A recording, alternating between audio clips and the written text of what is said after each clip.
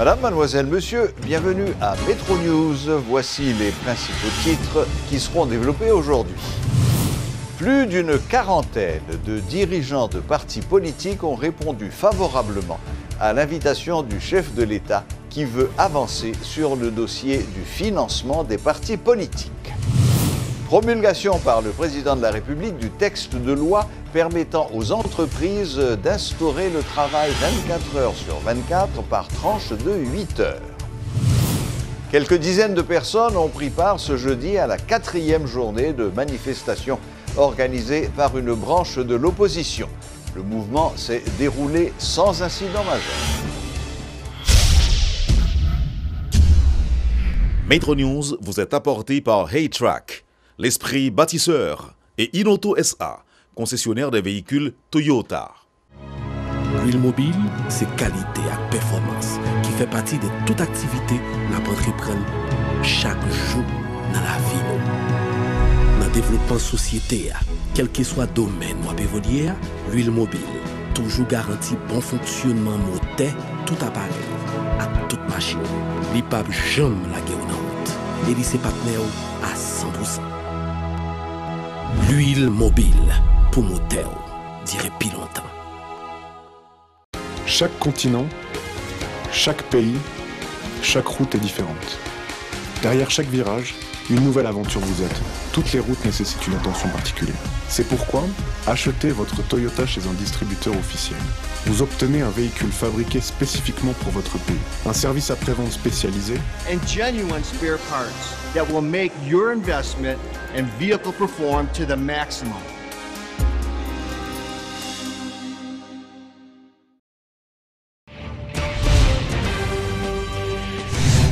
Le chef de l'État poursuit le dialogue en ce qui a trait à l'institutionnalisation des partis politiques. Plus d'une quarantaine de dirigeants de formations politiques ont répondu favorablement à son invitation à discuter du financement des partis politiques. Imler Rébu du Gré est convaincu de l'engagement du chef de l'État. Dans son intervention, le président Moïse a rassuré les responsables de formations politiques de sa volonté ferme de contribuer pleinement au renforcement institutionnel efficace de l'espace politique. Des dirigeants politiques, dont Yuri Latortue, président du Sénat, appellent à l'intensification des consultations avec les partis politiques et jugent que les thèmes politiques doivent être également abordés lors des échanges. Un débat sur les allocations du budget est réclamé par plusieurs dirigeants de partis politiques et de leaders de la société civile, alors que d'autres partis de l'opposition manifestent afin de provoquer un retrait de la loi de finances. Notons que des représentants de l'OPL, Fusion, La Paix, PDCH, UNIR, KID, Vérité et PHTK sont membres de la commission chargée de rédiger un document de synthèse sur la procédure pour avoir accès aux ressources financières. Le président Jovenel Moïse a rendu visite mardi à Odette Roy-Fonbrun quelques jours après que l'éducatrice centenaire lui a adressé une lettre ouverte très critique. Nous avons le privilège d'avoir avec nous ce soir Madame Odette Roy-Fonbrun. Bonsoir Madame Fonbrun. Bonsoir, bonsoir, honneur, respect à chacun de vous. Merci infiniment. Première question, Madame Fonbrun. Est-ce que vous pourriez brièvement nous rappeler sur quoi portaient les critiques que vous avez adressées au président de la République dans votre lettre ouverte? Je dois vous dire que j'ai publié une lettre pour raconter en détail à peu près ce qui s'est passé chez moi mardi. Le président est venu très simplement et en réponse à mon invitation à dialoguer, et il est venu très simplement me voir. Et je dois dire que la visite a été un peu longue parce que tout ce que l'on discutait était très intéressant. Et je vous dirais sincèrement que j'ai vraiment reçu et contacté, visité des présidents. Et c'est la première fois que j'ai trouvé un président au courant de tous les dossiers généralement quelconques. Je ne pense pas avoir abordé un sujet, un problème qu'il ne connaissait pas en détail avec proposition de solution. Donc j'avoue que j'ai été très satisfaite de sa visite. J'ai compris bien des choses que je ne comprenais pas et je pense qu'on doit faire l'effort de comprendre parce qu'il n'est pas dans le système traditionnel. Nous avons l'habitude de programmes traditionnels. Là, il avait vraiment des programmes d'une originalité, mais porte, je dirais, dès que vous avez compris, vous voyez les résultats.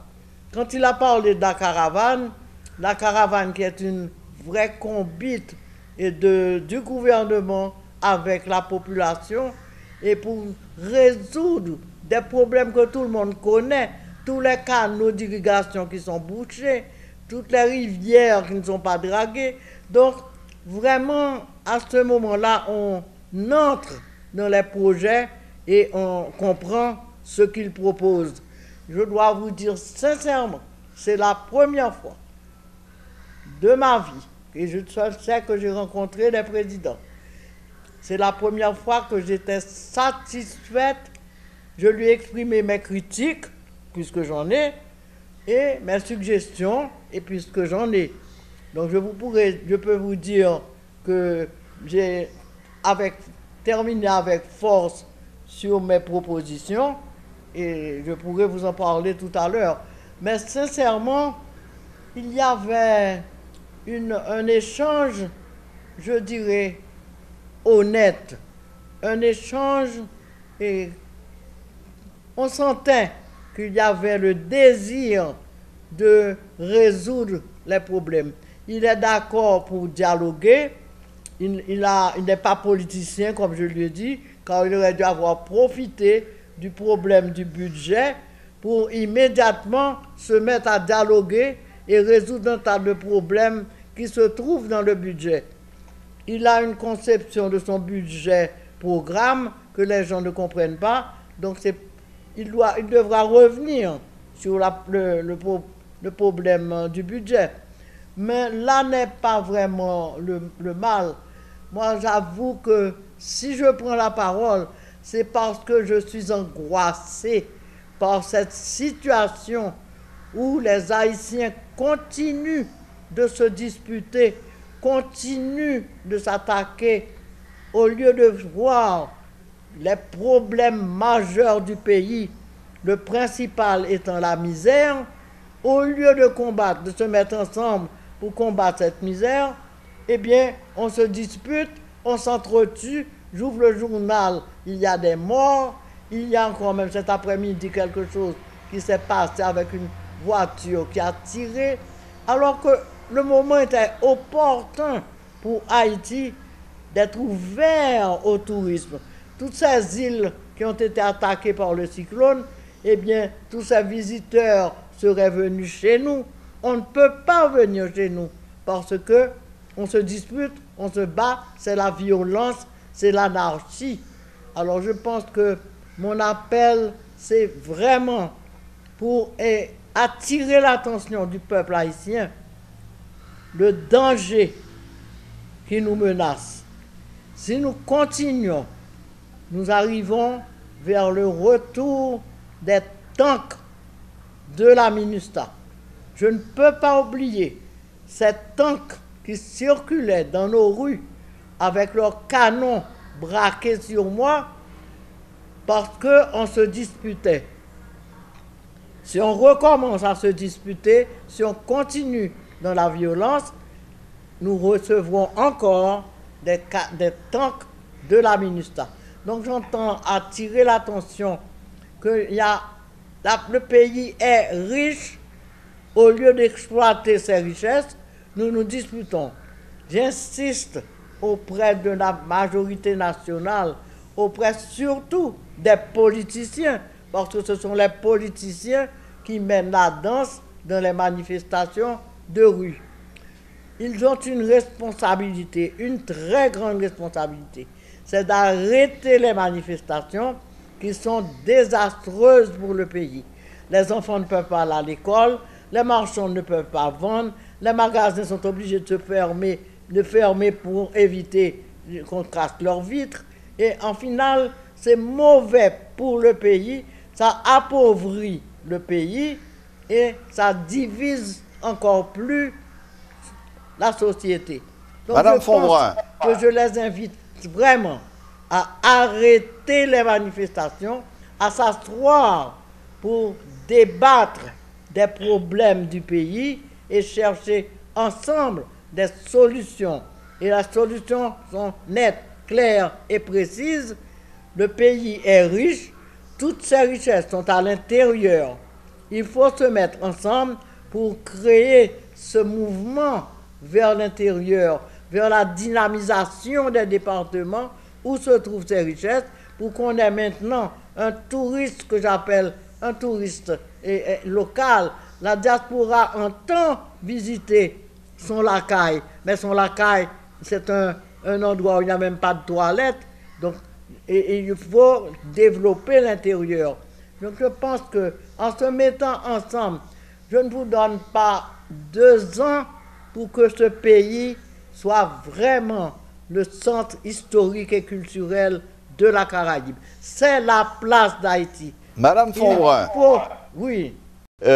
dites-moi, est-ce que, après votre entretien avec le président de la République, vous êtes, sinon plus optimiste, du moins moins pessimiste?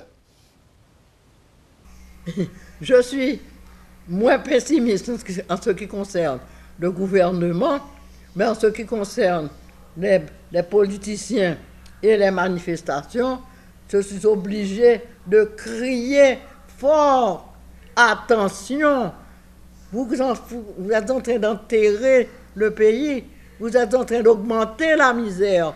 Au lieu de résoudre ce problème en nous mettant ensemble, on augmente la misère, n'a crasé, brisé, alors que ça n'a crasé, brisé, c'est pour nous voyer dollars, bail pour remplacer. Donc nous nous appauvrissons. Au lieu d'exploiter nos richesses, nous nous appauvrissons.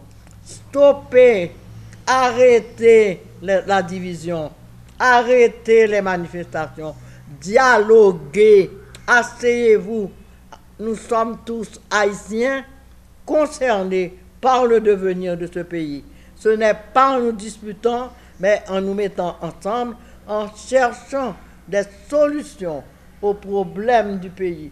Les solutions sont là, existent, à condition qu'ensemble, on décide de faire des combats nationaux pour arriver à exploiter ce que le pays offre de richesse. Donc j'insiste. Madame Fonbrun, je crois que tout le monde a entendu et apprécié votre appel au dialogue, à la paix, à la construction et à cesser de détruire. Malheureusement, le temps nous fait un peu défaut. Je vous remercie infiniment de nous avoir accordé un peu de votre temps cet après-midi. Encore merci pour vos propos très forts et bonne fin de soirée. Merci, merci. Au revoir. Au revoir. Une nouvelle manifestation de l'opposition politique s'est déroulée sans incident majeur ce jeudi.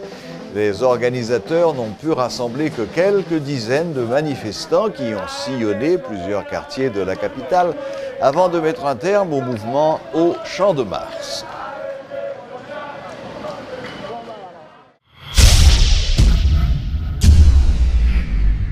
Le président de l'Association des industries d'Haïti se réjouit de la promulgation par le président de la République du texte de loi permettant aux entreprises d'instaurer le travail 24 heures sur 24 par tranche de 8 heures.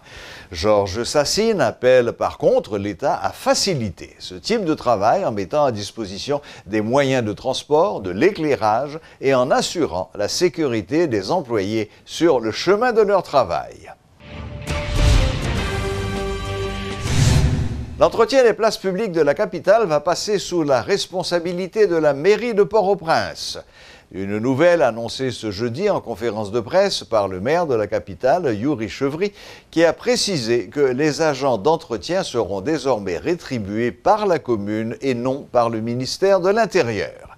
Il prévoit également le lancement d'une campagne d'identification des commerçants informels sur le Champ de Mars dans le cadre du programme Fait Champ de Mars Belle. Il y a un contrôle place, donc il y a des recrutements pour faire pour le monde qui travaille sous place là, mais ça c'est il n'y a pas de charge pour faire ça. Tout Port-au-Prince, même j'ai eu campé derrière le carnaval là, pour camper derrière tout dans projet ça, parce que l'heure du temps pour place nous sembler des vraies places dans le pays, c'est à partir de semaine ça, on va commencer à réaménager les places, nettoyer d'abord, et puis chercher financement pour nous réaménager, inviter le secteur privé, inviter n'importe citoyen, venir travailler, venir aider nous travailler. Dimanche c'est pas un gros jour, et nous inviter l'État central là, mais tout le monde invité pour nous changer, ça nous vient comme place dans le pays. On a commencé sur Champ de Mars, avec place Champ de Mars, et puis ensuite, au fur et à mesure, nous allons faire Canapé Vert, bien sûr, avec les CASEC, les délégués, les ASEC, qui ont invité nous à ça. Nous allons faire Canapé Vert, ensuite Fontamara, Dermacle, Place Belle, nous allons faire Saint-Anne, toute place, une derrière l'autre, une après l'autre. Champ de Mars, son point stratégique, c'est l'environnement palais national, c'est l'environnement, et nous voyons toute cité, l'État, c'est là, il y a des héros, c'est là, oui. Nous pensons que ce n'est pas tout le bagage qui a fait dans la zone là. Son grand capital pour n'importe, c'est le capital de la Première République, avant Jean-Paul Samblé, Jean-Paul Haïti, avant Jean-Paul. Et quel que soit le monde qui va pour vendre sur Champ de Mars, on va l'obliger de badge mairie avec autorisation, qui côté et comment pour vendre sur Champ de Mars. On monde pour vendre, pour faire quel que soit fait dans sphère Champ de Mars, là, il faut une autorisation de la mairie. Quel que soit le monde, ce n'est pas juste marchand de frites seulement, quel que soit le monde. Marchand de crème, marchand artisanal, tout le monde va avoir un badge qui dit que c'est marchand que mairie a autorisé dans ce genre de masse. Célébration ce mercredi de la Journée internationale de la fille. L'ONG Plan International a organisé mercredi une soirée de gala avec ses partenaires pour lancer un plaidoyer en faveur des adolescentes du pays. Suivez ce reportage de Jérémy Tillon et de Paul Léel. C'est devant un parterre de personnalités, partenaires et acteurs du monde éducatif que la directrice des opérations de Plan International a ouvert cette soirée dédiée aux filles d'Haïti. Marie-Thérèse Frédéric Jean-Pierre a dit souhaiter que cet événement participe à la sensibilisation de la population et des acteurs communautaires à la nécessité de participer à l'autonomisation des filles. Tenter de catégoriser une fille n'est pas la bonne marche à suivre, selon Madame Jean-Pierre, car chaque cas est unique. Si je suis une fille mère ou encore en union précoce, si je vis dans la rue ou encore en dehors de l'espace scolaire, comment je serai représentée quand on parle de moi? Va-t-on me parler en fonction de mon sexe, considérant que je fais partie du groupe le plus faible, celui-ci à ne pas détenir de pouvoir? Je suis maintenue au cœur de statu quo, me reléguant à l'arrière-plan. Conscient de ces situations qui prévalent, même si avec des nuances dans les sociétés, Plan International ne peut que se mettre avec ses partenaires, ses alliés stratégiques, et c'est ce que l'on essaie de faire en Haïti aujourd'hui pour créer justement ce momentum qui vise à donner du pouvoir aux filles qui peuvent parvenir à un apprentissage effectif, à une participation réelle aux décisions et la prise de pouvoir politique à l'âge adulte. Difficile de parler de filles sans prendre leur propre avis sur la question. Nous rencontrons 4 jeunes demoiselles dans les backstage. Âgées de 7 à 12 ans, elles ont déjà un avis bien tranché sur la question. À la question « Une fille a-t-elle les mêmes droits qu'un garçon ?», leur réponse est sans appel. Est-ce que les filles elles ont les mêmes droits que les garçons? Oui. On devrait les protéger. Et comment on devrait les protéger? En les aidant à améliorer la qualité de vie. Et lorsqu'on leur demande ce qu'il faudrait faire pour améliorer leur rapport avec les garçons, voici leur réaction. avec les garçons, qu'on s'entende beaucoup mieux parce que je vois que les filles et les garçons, ils sont pas vraiment trop amis. Travaillent beaucoup plus ensemble et en amour. J'aimerais aussi qu'on puisse changer le pays, qu'on puisse vivre beaucoup plus bien. Depuis 2012, Plan International célèbre cette journée internationale des filles en Haïti en collaboration avec le ministère à la condition féminine. Peu à peu, l'idée d'autonomisation des adolescentes fait son chemin dans la société haïtienne, mais le changement radical ne semble pas pour demain en raison du poids des traditions. 20 personnes handicapées sur 29 candidats ont réussi aux examens du baccalauréat. En guise de récompense, le chef de l'État a pris l'engagement de les accompagner dans leurs études universitaires. L'annonce en a été faite ce jeudi par le ministre de l'Éducation nationale. En conférence de presse conjointe avec le secrétaire d'État à l'intégration des personnes handicapées, Pierre-Josué Agénor-Cadet a fait savoir que cette action du président Jovenel Moïse vise à aider cette catégorie à se faire une place dans la société. Reportage chez Louis-Joseph et Léel Paul. L'intégration des personnes handicapées dans la société haïtienne, une priorité pour l'administration Moïse Lafontaine. Et en prenant les devants, le président de la République a décidé de s'engager totalement en faveur de leur cause, c'est-à-dire en finançant les études universitaires des 20 bacheliers à mobilité réduite ayant réussi les examens officiels. C'est le ministre de l'Éducation nationale qui en a fait l'annonce. Pour Pierre-Josué Agénor-Cadet, cette action revêt un sens particulier. C'est un exemple pour ça que ce temps baccalauréat qui passe pour mettre plus courage sur eux, plus force sur eux, pour capable apprendre mieux en dans l'université parce que depuis qu'ils finissent dans l'université, ils mettent connaître job obtenu. Et si parmi ces 20 personnes handicapées, certaines d'entre elles voulaient effectuer leurs études universitaires à l'étranger? Sur ce point, aucune précision n'a été fournie, vu que le titulaire du MNFP n'a eu qu'à rapporter les propos du chef de l'État. Mais seule garantie, c'est que cette catégorie commence à se faire une place dans la société. Le secrétaire d'État à l'intégration des personnes handicapées, Gérald Auriol, s'en réjouit.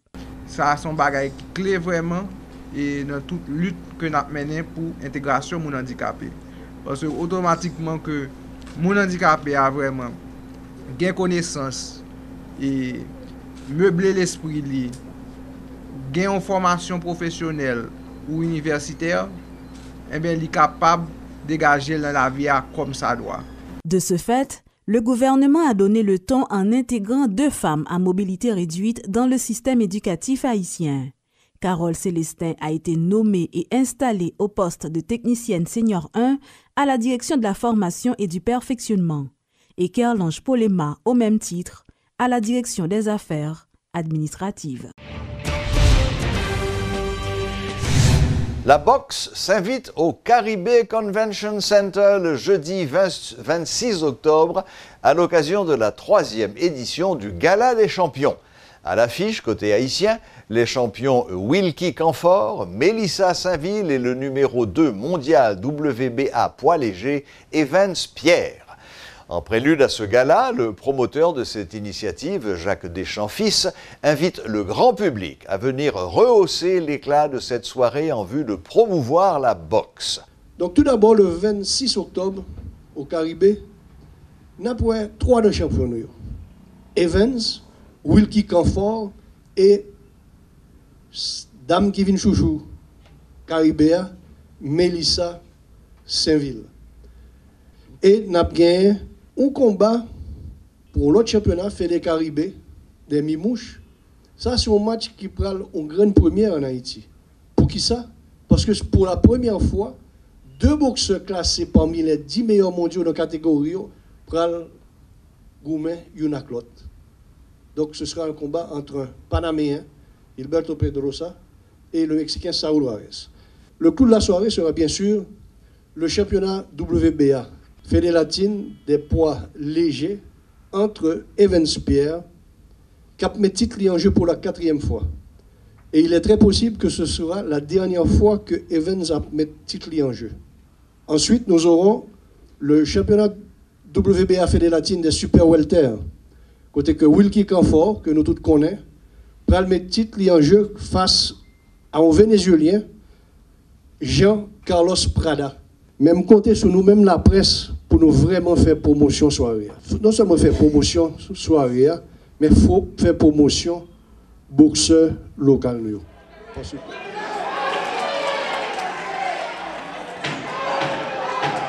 Voilà, la boucle est bouclée. Merci de votre fidélité et à la prochaine, même heure, même chaîne.